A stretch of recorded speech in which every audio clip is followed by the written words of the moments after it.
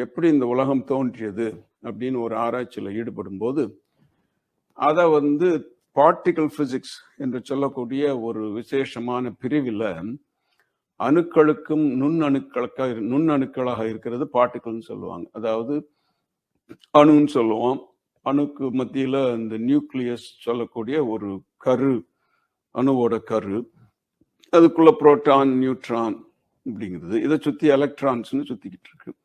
இந்த புரோட்டான் நியூட்ரானுக்குள்ள நுண்ணணுக்கள்னு இருக்கு, ஃபைனர் பார்ட்டிகல்ஸ்ன்னுவாங்க.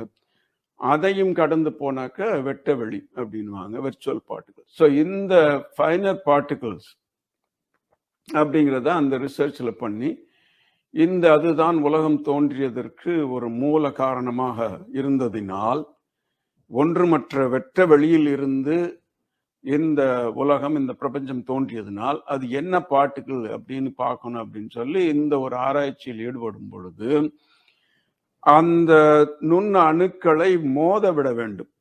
மிக வேகத்தில் இரு திசைகளில் இருந்தும் எதிர்மறையாக அதை வேகம் அதிகரித்து, ஆக்சலரேஷன் சொல்லுவோம் நம்ம அதுல, இதை பெரிய டியூப்ல, ரெண்டு பக்கமும் உள்ள பெரிய டியூப்ல இந்த மாதிரி மைல் கணக்கு அப்படியே சுத்தி வச்சிருக்காங்க பாருங்க. சுத்தி வச்சா இல்லைன்னாக்க நீளமா போனா ரொம்ப நீளமா போன்ட்டு அதை வட்டமாவே வச்சிருக்காங்க. இந்த வட்டத்தில் அப்படியே சுத்தி சுத்தி சுத்தி சுத்தி அந்த மேக்னெட்டிக் ஃபில், அந்த நுண் அணுக்கள்லாம் ரொம்ப ஆக்சிலரேட் ஆகி ஆகி ஆகி ஆகி அப்படியே சுத்தி சுத்தி கடைசியில் டங்குன்னு சென்ட்ரல் மோதும். இது மோதும் போது என்ன ஆகுன்னு பார்த்தாங்க.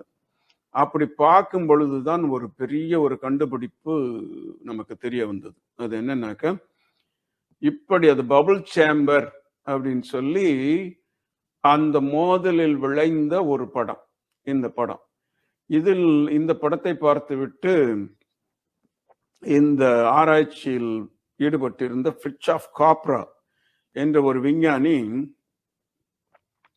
இது நடராஜனுடைய திருவுருவம் அப்படின்னு சொல்லி அந்த பபுள் சேம்பர் என்று சொல்லக்கூடிய அதில் வந்த படத்தையும் நடராஜன் திருவுருவத்தையும் இங்கு ஒன்று மேல் ஒன்றாக சூப்பர் இம்போஸ் என்று சொல்லக்கூடிய வைத்து, இதுதான் நடராஜரின் நடனம், இப்படித்தான் இந்த பிரபஞ்சம் உற்பத்தியானது, அவருடைய நடனத்தில் உற்பத்தியானது அப்படின்னு சொல்லி இன்னும் விளக்கமா நமக்கு சொல்றார். இந்த பிரபஞ்சம் உற்பத்தியானது எப்படின்னா, நடராஜருடைய திருநடனத்தில் உற்பத்தியானது. இதுதான் நமக்கு இந்த ஆராய்ச்சி காட்டுகிறது.